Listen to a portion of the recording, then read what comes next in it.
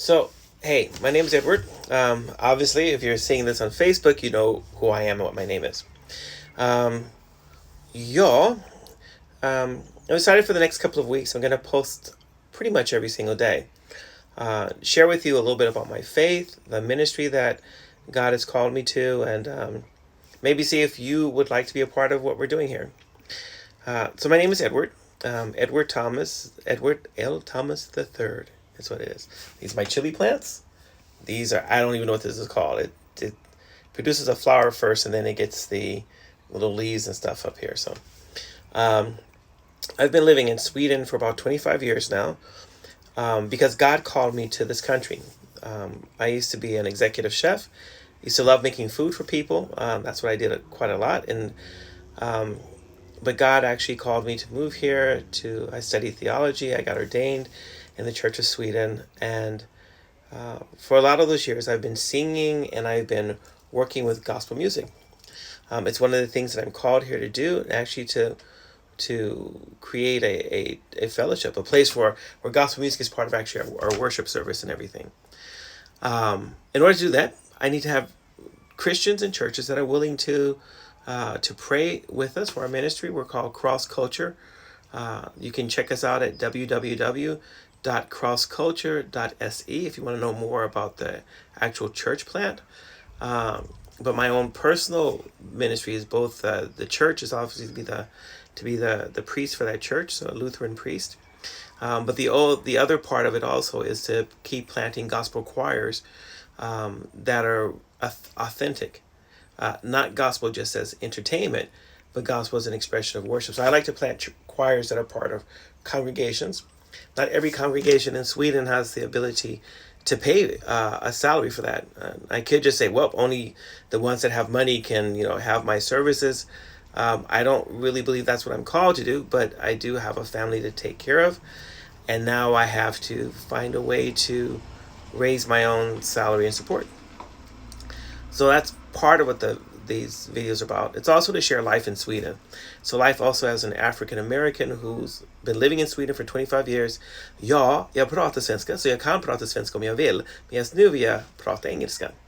That was a little bit of Swedish, just for those who wonder if I really do speak Swedish. I do. Um, so what's been some of the challenging things here? Well, church life here in Sweden is very different. We're not that many people who are or we call active or practicing Christians. I've even led services before when only we were six people in total. Four of us worked in the church and two people came to the service. To give you an idea of just a contrast, especially to what I'm used to back home in the States. But at the same time, there are people here who want to have something authentic. They want to have something that's real. They want to meet God in a very real and personal kind of way, not necessarily with a language that's above their heads, but something that is more down to earth. And that's hopefully, one of the things in which I'm hoping that God has both equipped me and called me to do, and that I do it well. So that's one of the things, is to be an authentic Christian myself, wherever you meet me, and hopefully you don't feel like just because I may not share the same faith with you or share the same views about faith, that somehow I would make myself to be on a higher level than what you are. Hopefully, you meet the same person, whether it's at a tennis match or whether it's playing volleyball or swimming, or if you meet me at church or something, that it's the same person. Same wacky guy, like to tell jokes, I like to joke a lot.